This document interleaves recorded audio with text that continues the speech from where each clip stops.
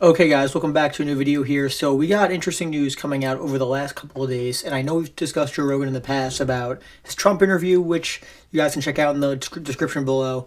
But over the last couple of days, guys, Joe Rogan is basically on full-blown Trump, Maga, 100% there, not even a question. And he endorsed him before the election, which we also talked about.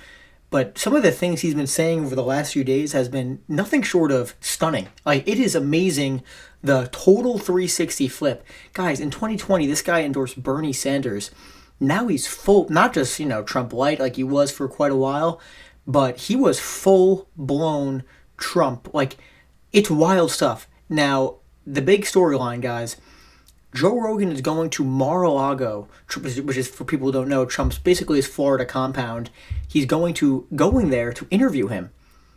And how do we know this? He said this on his podcast, guys, with Ari Shaffir, Mark Normand, I think, and Gillis was there too.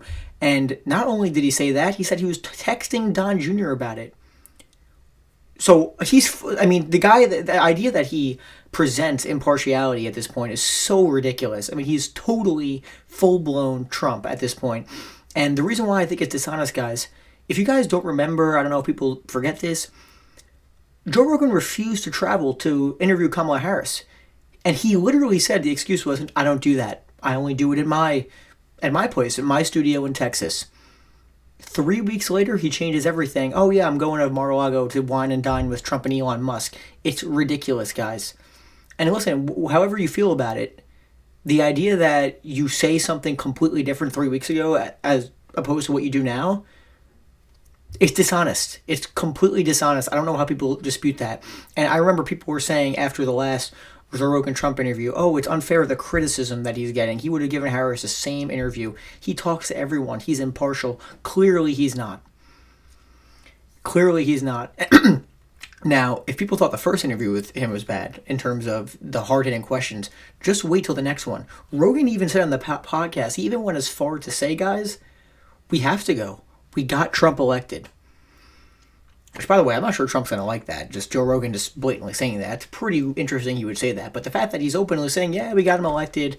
I always thought Joe said, don't listen to me on politics. I'm a moron. He literally said this. That's a fact. It's a fact that he said that. You can look it up. It's 100% true. He said that for years on end when I used to watch Rogan all the time. The guy went from Bernie to Trump, guys. That's completely insane in record time. And listen, he moved to Texas, and his politics all changed. He got more wealthy, which good for him. He deserved it. Obviously, he became the most popular podcast in the world. But the truth is, a lot of his audience is completely different from what it started off as. It's totally different. And I don't know, I just think it's a little dishonest to go from, you know what, don't listen to me on politics, and now promoting full-blown Trump. I think a lot of it has to do with Elon Musk in his ear, obviously, telling him who he's friends with. But texting Don Jr., now you're going to his Florida compound? It's pretty wild. It's pretty wild. And not only that, some of the things he's been saying recently, too. He recently was on a podcast, I don't know who he was talking to, but some of the topic of Ukraine came up, and the guy he was talking to wasn't really interested in politics, it seemed. I forgot, I think he was some music producer.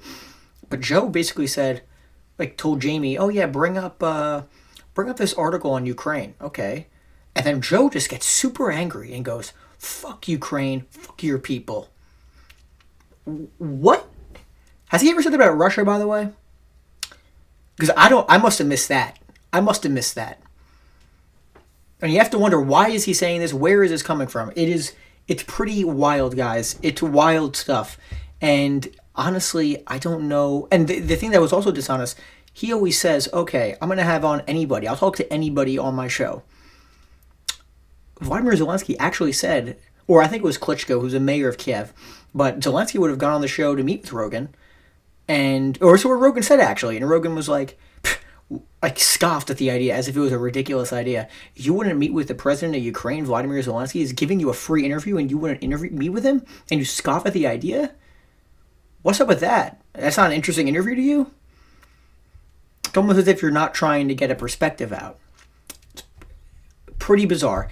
And you know what? Good for Lex Friedman, by the way, who offered to interview President Zelensky, and Zelensky said yes. So that's happening. I think Lex is going to Ukraine right now, and good for Lex, by the way, for doing that. Trying at least showing he's open to conversation. And I think that's going to be a really interesting interview when that comes out. We might even talk about that here. But yeah, Joe Rogan, full blown MAGA, going to Trump's Florida compound to wine and dine with Elon Musk and Donald Trump Jr. and Donald Trump. Would it shock anyone if he has a cabinet position? I'm being so serious. I don't think it's impossible. That's next in line. Or being a senior advisor. I seriously, it is wild stuff. And guys, it would be different if people are going to criticize. Okay, it's not as if he was some Republican, guys. I don't buy that you change your entire politics in this quick time. He said recently as last year, oh yeah, he wouldn't be talking, he wouldn't be endorsing anyone in the race. And then meanwhile, Dana White gets in his ear, and now he's full blown Trump. It makes no sense, guys. It makes no sense. I think a lot of it has to do with, people accuse it of a grift. I don't think so, guys. He doesn't need to have the money. He doesn't need money. He's super rich. He has this huge Spotify deal. A lot of it is, I think he was to Texas. He had all of his friends are Republicans now. A lot of his sphere, UFC culture, all of that. So his opinions change. I think that's the more likely scenario. But it is just wild to see in a record amount of time. This is truly stunning, just going from what he was, which is a pretty progressive guy, to full-blown Trump. It's crazy stuff. I know it's an interesting opinion. Let me know, guys. Oh, Jesus Christ. Let me know what you guys think in the comments. Thank you guys for watching. Make sure to like and subscribe. And, yeah, I'll see you guys soon. And we'll talk about that Lex interview when it comes out with Zelensky. So, thanks for watching, guys.